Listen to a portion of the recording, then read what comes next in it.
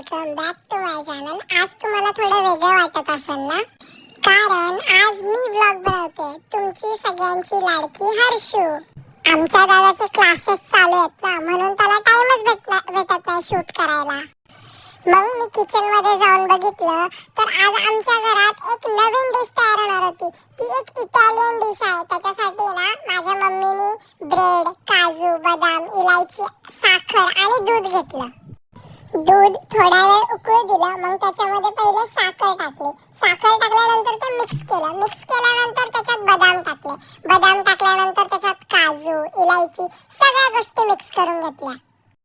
आणि साइडला ताजे ताजे ब्रेड होते। माझ्या पप्पानी फटाफट ते कट करून दिले। मस्त चारी साइडने ते कट केले। मग त्याचे 4 पीसेस केले। पीसेस करून झाल्यानंतर कढईमध्ये थोडंसं तेल ठेवलं। आता तेल का ठेवलं तर जे आपण ब्रेडचे तुकडे तोडले ना, तर त्याला फ्राय करण्यासाठी। ब्रेड ना मस्त ब्राऊन होऊ द्यायचे, कारण की ब्रेड चांगले ब्राऊन झाल्यानंतर ते खूप क्रिस्पी आणि क्रंची लागतात।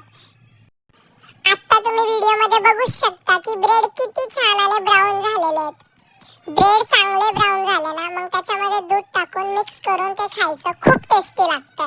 जर तुम्हाला माझे व्हिडिओ आवडत असतील तर प्लीज माझ्या व्हिडिओला पण लाईक करा आणि सबस्क्राइब करायला विसरू नका। Bye bye.